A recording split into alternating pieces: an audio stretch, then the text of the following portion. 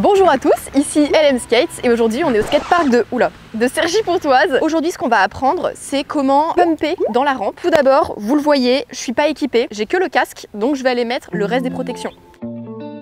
On se retrouve en face de la partie ball, donc on va utiliser cette partie ball en tant que mini rampe pour apprendre à pumper. Un truc qu'il faut savoir quand on commence le roller, on a toujours une jambe dominante. Pour moi, c'est la jambe droite.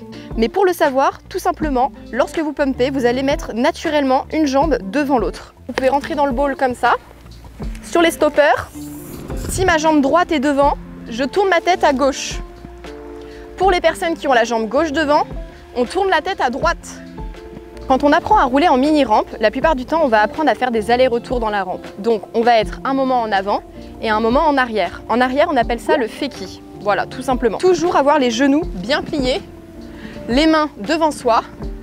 Au début, vous aurez peut-être des difficultés à regarder derrière vous. Ça viendra avec le temps. On regarde un petit peu si on y arrive en arrière. Si on n'y arrive pas, on ralentit un peu et on apprivoise la courbe gentiment.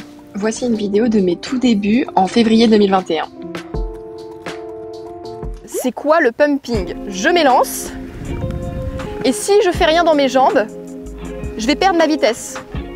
Là, petit à petit, mes jambes sont tendues, il se passe rien, je perds la vitesse. Donc, le pumping, ça va être de fléchir les genoux. Donc là, je me grandis, je replie. Je me grandis, je replie. Je me grandis et hop. Lorsque je redescends, je pousse en pliant les genoux. C'est ce qui va donner l'impulsion. En fakie, je garde les genoux pliés et je lève légèrement le talon gauche afin de ne pas heurter le coping. Puis je détends les jambes dans la redescente. Jusqu'à atterrir en haut.